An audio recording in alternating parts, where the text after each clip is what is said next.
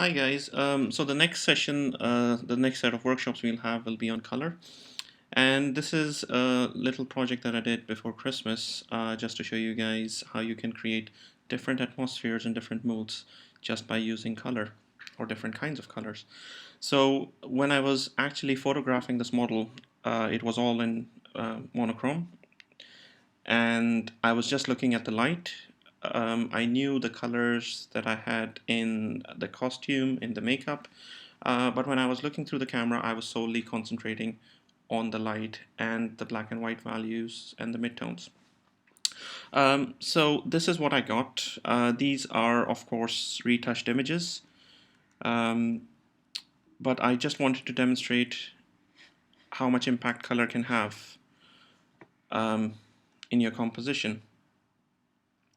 But effectively, where I started from was just pure black and white images or grayscale images, looking at the histogram values, ensuring that I'm not getting any values that are clipping on the bright side or the dark side.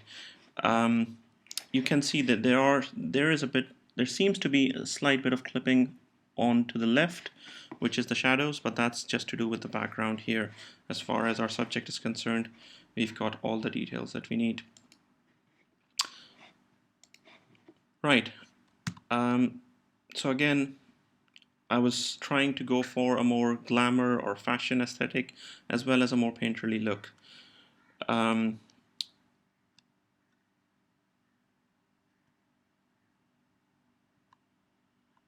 and these are some of the images that I've selected from past shoots as well.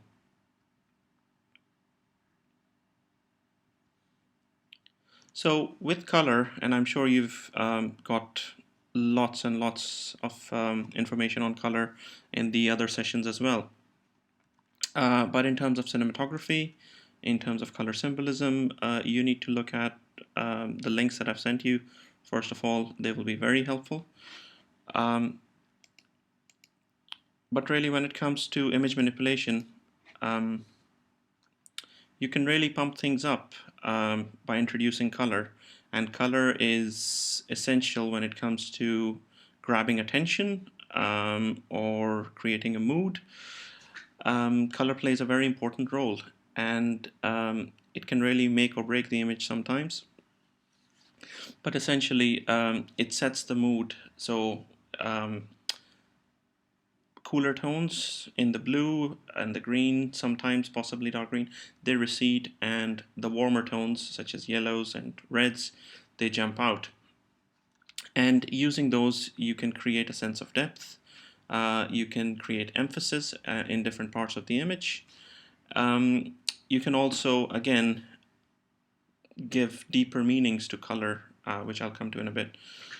So a particular color could signify an event or approaching danger or something mysterious even. Right, so what we've got here is this really colorful, very low-key image in the sense that you've got a very quick fade off of light, a very quick fall off. And what I wanted to do here was to basically show a lady in prayer, and I wanted to get this sense of purity, of truth. And one of the things I wanted to do that by, one of the devices that I was using here, was actually making the skin look incandescent, as if the light was actually coming from the skin itself. Um, and you can see the way I did that basically was to have two strip softboxes in between the camera and the model facing each other. And I was working with this very narrow band of light that went across the face and the body and just isolated the front of the face and the middle section of the body. And that was where the primary illumination was. And what I did afterwards was increasing the highlights on the skin, making it look incandescent and making it look as if it was actually glowing. Now, why do we focus so much on grayscale or the whites and the blacks and the midtones, and not so much on color? Well, we have been photographing raw, and as I've said before, color is something you can manipulate most easily in post production. So if I wanted to change any of the colors here, um, I could go and very quickly pick up the particular, as long as I had distinct tones and distinct colors in my scene, I could isolate one of them, for example red, and I could start changing the hues of the red, and only the pixels that have red in them will get affected.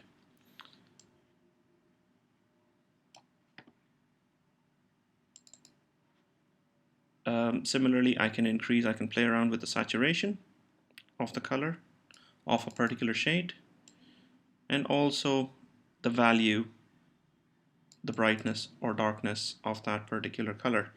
So let's say I wanted to change the blue in here, make it more deeper.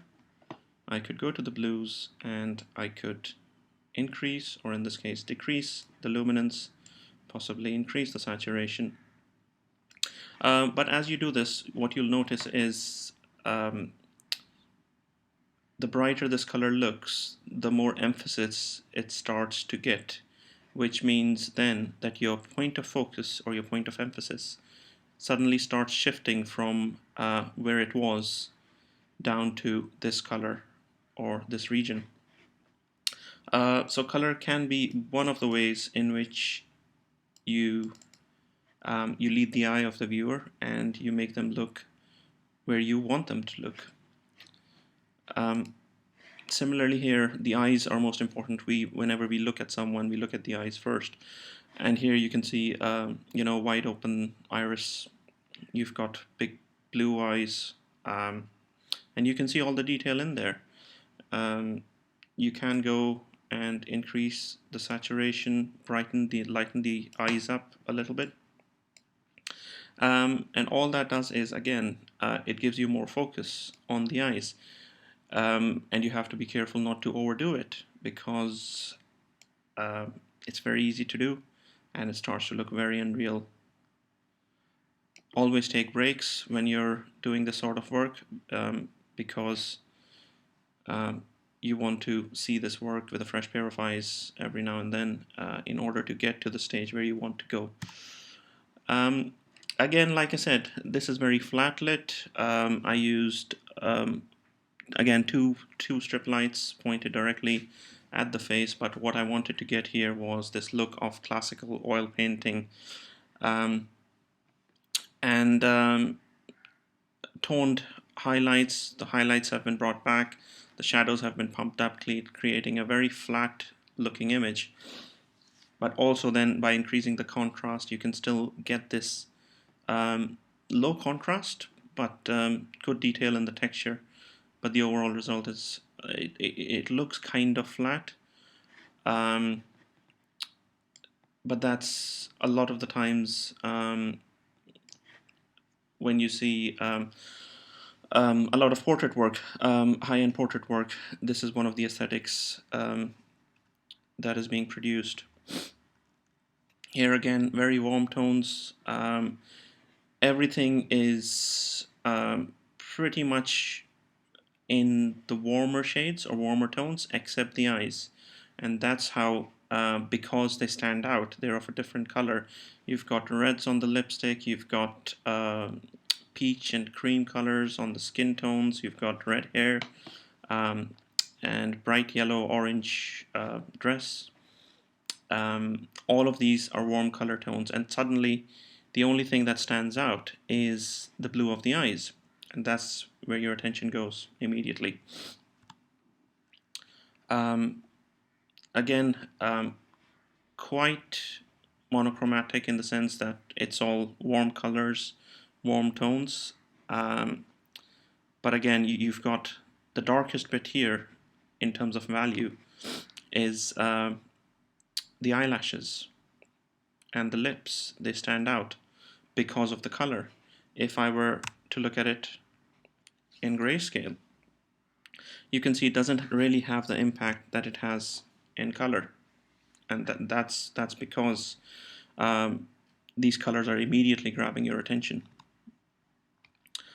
Similarly here, you've got black and white image which looks alright, but as long as soon as you introduce color to it, this bright red of the scarf contrasted against the green, the red really jumps out.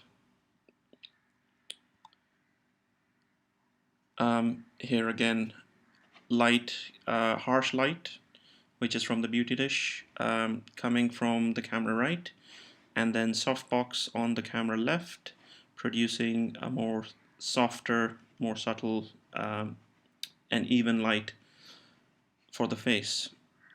So you've got bright light, bright, sharp, harsh light that highlights the hair, and then a softer light that actually gives you your key illumination for the face. Again, playing around with color, so this was actually a blue scarf, not purple.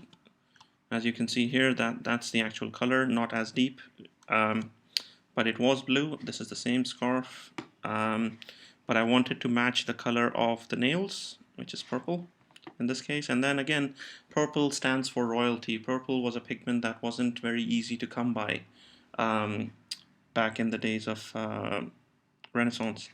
So one of the things painters used to do back then was actually using purple was a sign of how affluent they were, and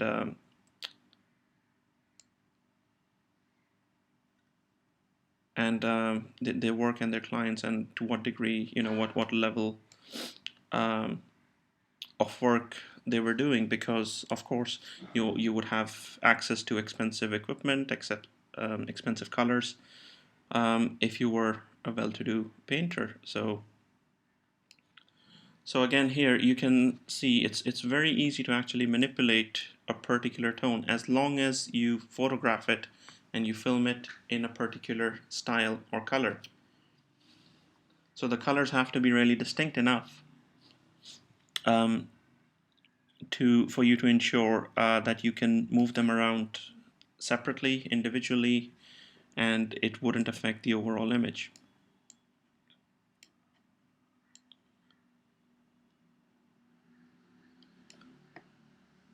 So instead of matching the color of the scarf to the nails, I could possibly match the color of the nails to the blue of the scarf, or get as close as possible in this very short video. And again, here you see the color of the eyes, which is blue, matches the color of the scarf, and you've got that connection there. And then you've got an overall warm colors for the skin, for the lips, and for the hair. Right, again, sometimes after the sun has set, you get this burst of light, which is basically the sun that has gone over the horizon, bouncing light from the land back up into the clouds. And you get some magnificent colors right after sunset, and it depends on what's going on beyond the horizon. Just to give you an example of colors there. Like I said, colors can be used for symbolism, and certain colors have connotations which are dependent on what part of the world you're in. But some of them could be universal. Green, for example, stands for nature, for life, but then green also stands for decay, and is associated with decay and things rotting and so on. So the context in which you're using the color is also very important. In this case, all I've done here is put a gel in front of one of the lights to make the color turn blue. And you can see one side of the face. If you look at this side of the face, camera left, you can see that you've got warm colors, quite a positive looking image or character that you see here. But if you were to cover this side of the image up and just look at the camera right, the blue, um, it it has negative connotations in the way it appears, in the way the light works. You suddenly change the character, um, and also the fact that you've got two colors working together um, is associated with a split personality. So if you wanted to create a character that was in conflict, or for example, perhaps couldn't decide, this is one of the ways, this is one of the devices that you possibly could use to depict that. And then for this particular photo shoot, what I wanted to do was to use autumn as a metaphor for life, for age. Um, so I've got a lady here who's again got the similar kind of colors to the environment. You've got the browns, and you've got the deep purples, and you've got the slight bit of green, which is covered up. So the brown is actually covered up. The brown is actually coming from the inside, whilst they're still green outside, which is what you kind of get in this environment as well. When I did the shoot, however, I planned for an autumn shoot. When I actually went to the shoot, I found that there was still quite a lot of green in the environment. So what I had to do again was to manipulate some of those greens, pull the sliders around to make those greens turn orange or brown. And like I said, color in post-production is probably the easiest thing to manipulate compared to light or form, because if you get the lighting wrong, it's very difficult to correct for that. But if you get you still have some latitude when it comes to color. Again, the purple of the dress, you've got the similar tones, albeit these are much more contrasty and darker. And contrast, again, is one of the things that gives you perspective, or that tells you how far things are. The contrast here, the element in the image, the probably closer to the camera it would be, because due to tonal recession and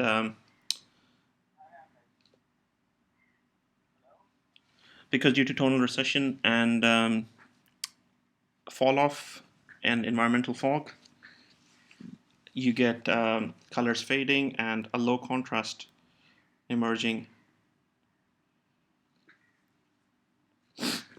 Okay.